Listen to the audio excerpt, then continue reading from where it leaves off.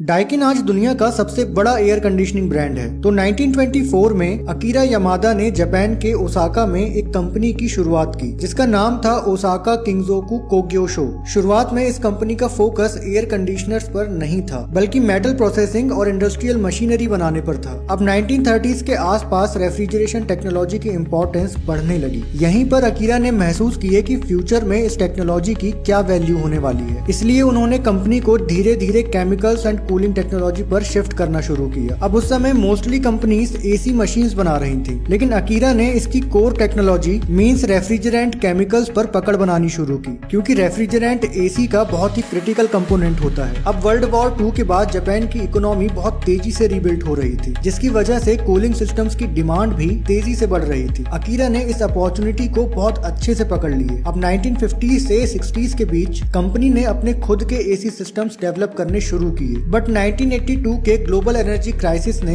पूरी इंडस्ट्री को अफेक्ट किया, लेकिन इस पीरियड में भी डाइकिन ने रिसर्च एंड डेवलपमेंट कंटिन्यू रखा और एक ऐसा सिस्टम डेवलप किया जो पूरी HVAC इंडस्ट्री के लिए रिवॉल्यूशन था। ये सिस्टम था VRV means variable refrigerant volume, जिससे एक ही आउटडोर यूनिट से मल्टीपल इंडोर यूनिट्स को कंट्रोल किया जा सकता है। और ये सिस्टम एनर्जी एफिशिएंसी और फ्लेक्सिबिलिटी दोनों को बेहतर बनाता है। ये सिस्टम इतना इम्पैक्टफुल रहा कि आज भी कमर्शियल बिल्डिंग्स में वाइडली यूज होता है। इसके बाद कंपनी ने एग्रेसिवली ग्लोबल एक्सपेंशन शुरू किया। एशिया, यूरोप, अमेरिका हर मार्केट में इन्होंने एंट्री ली और यहाँ इन्होंने हर रीजन के क्लाइमेट और जरूरत के हिसाब से प्रोडक्ट्स कस्टमाइज किए। अब ईयर 2000 के आसपास डाइकिन की एंट्री इंडिया में हुई। इंडिया में कंपनी ने शुरू से ही बिजनेस को स्मार्टली एक्सपेंड किया। शुरू में इन्होंने कॉमन हाउस होल्ड की जगह पर बड़े प्रोजेक्ट्स लिए, जैसे IT parks, malls, hotels and corporate buildings. और फिर इंडिया के बड़े मार्केट को देखते हुए इन्होंने राजस्थान के निमराना में खुद का मैन्युफैक्चरिंग प्लांट लगाया, जिससे इन्हें कॉस्ट एडवांटेज मिला